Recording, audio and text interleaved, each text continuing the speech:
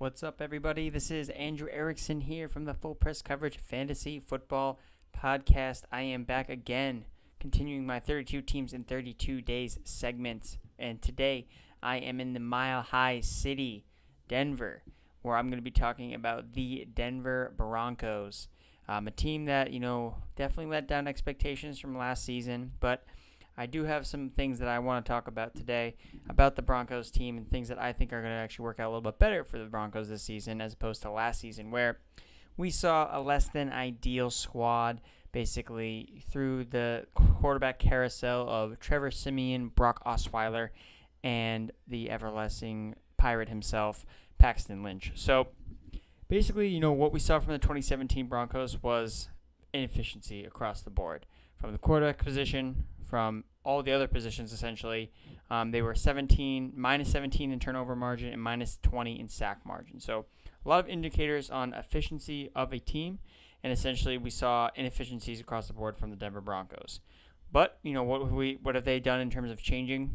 They brought in quarterback Case Keenum, someone who was extremely efficient within the Minnesota Vikings offense under Pat Shurmur. Okay, obviously, he's now going to be under Bill Musgrave, who took over after the Broncos fired Mike McCoy.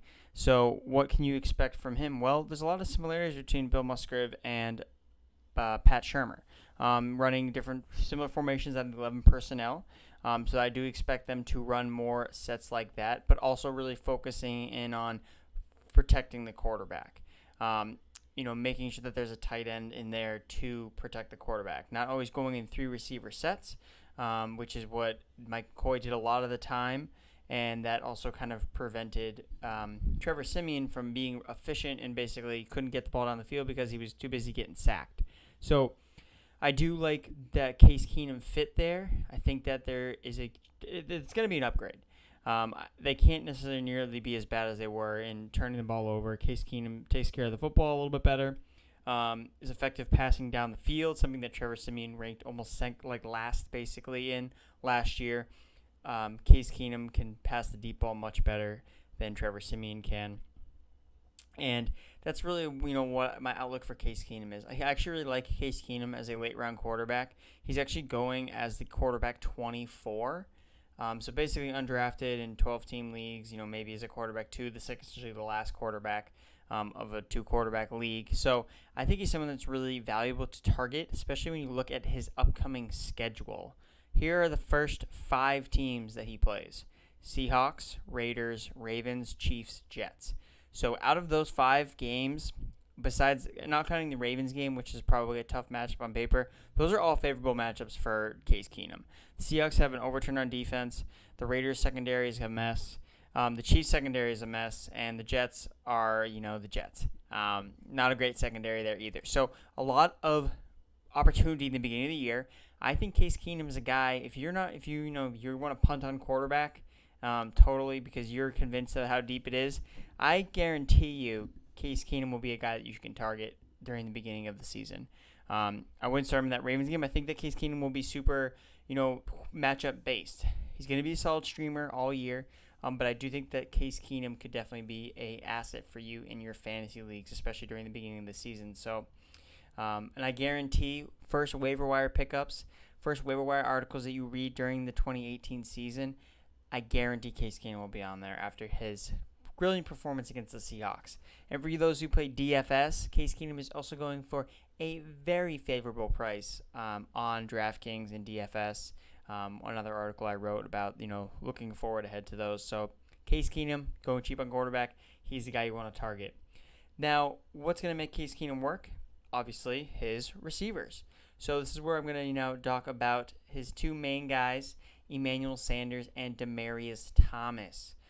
2 guys that have been, models of consistency over the past, few seasons within Denver, especially with Thomas, who's been there, his whole career. And, Sanders last year was hurt and obviously dealing with quarterback inefficiencies. And even last year with Thomas, he still put up really decent numbers. He still put up 1,000 yards, 90 receptions. The touchdowns weren't there, but that was from basically Trevor Siemian just being, totally inept at the quarterback position. So what can you expect from these guys in 2018? I expect some positive regression. I expect them to pick things back up. I think Thomas has less room to improve. We've kind of figured out where he is. He's not necessarily as explosive as he was as a receiver. So out of the two receivers, I do actually prefer Sanders. That's based on his ADP. So if you look at these two guys, Demaryius Thomas is a a wide receiver. He's finishing being drafted as a wide receiver 17, and Emmanuel Sanders is being drafted as a wide receiver 31. Based on that, I believe that Sanders has a much better chance of outproducing his ADP. I think that Thomas is being drafted more about where he will end up finishing as a mid-range wide receiver 1, wide receiver 2. I don't think Thomas has that wide receiver 1 upside anymore. You saw it with Peyton Manning when he did finish as the wide receiver 1 overall. Obviously, Case Keenum is not Peyton Manning, and that's the reason why I don't necessarily like him as much. We also saw last year with Case Keenum, his favorite target was Adam Thielen, who played a lot of his routes out of the slot. Sanders, I would project probably to be the guy that plays in the slot. Through the talks during training camp, though, it appears that they've actually been looking at both Demaryius Thomas and Emmanuel Sanders in the slot. So things have been kind of changing up a little bit there. So I do expect them to move things around. I think drafting Courtland Sutton actually helps these guys out a little bit. Sutton can man the outside, so that way they can always have an opportunity to move Sanders in the slot or Demaryius Thomas in the slot. But I do think in 11 personnel, it'll be these two guys on the field as the two main receivers. That being said, Case Keenum's tendencies are to focus in on those two top wide receivers. He hardly ever targeted his third wide receiver.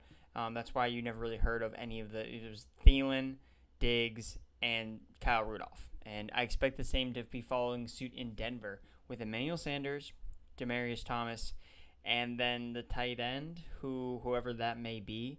So the tight end mess in Denver, there's a lot of different guys. I would put my money on Jake Butt.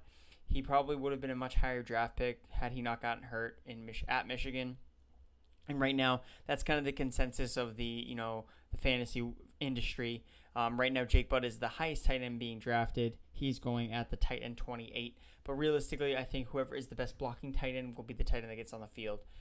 In 11 personnel, someone that can block. But if Jake Butt can emerge as a receiver, I do like him as a guy that you can get.